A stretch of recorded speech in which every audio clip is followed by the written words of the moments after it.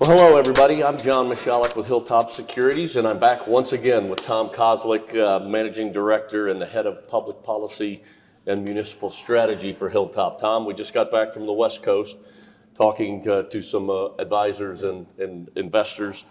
Look, we've got a Fed meeting coming up next week.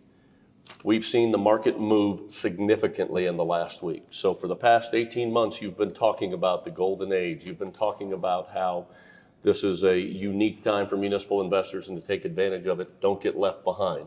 I know with one of the pieces that you put out recently, you had an image of a boat leaving the dock with some of the people looking out at the boat. Is that where we are? And then I'll follow that up with, let's talk about the Fed meeting. So the Fed meeting, I'm going to start with the Fed meeting because that's we've been talking about this story for the past 18 months as you've been talking about. The reason that the Fed is likely to begin to start to lower rates again is because of the negative jobs data that we got at the end of last week, in addition to some of the other revisions that we've seen happen this week. Right. So the message is that the economy seems to be a combination of it was weaker than we thought and it's continuing to weaken. So it's very likely that the Fed is going to move. The question next week is whether or not it's going to be 25 or 50 basis points. I think it's going to be 50 basis points. I think that we're going to see, I think the Fed target's going to be 100 basis points lower by the end of this year. So I think that the 25 basis points lower that the municipal market has seen in the last week is going to continue to accelerate. And I think that ship that you're talking about is starting to leave the dock.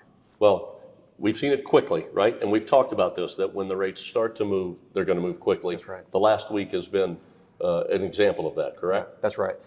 That is absolutely an example of that. I would add that municipal yields are still pretty attractive. They're not as attractive as they were last week, but they are still, I would still put them in the generationally attractive level, right? So there's still time. The problem is that issuance isn't going to be as heavy.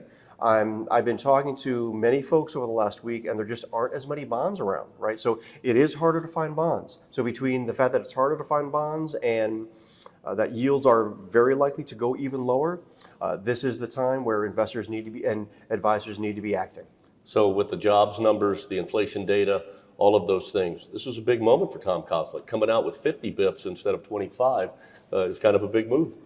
Well, and I would add to that, like I said, it's not even just next week. I think what ends up happening in October and December is going to be very, very important too.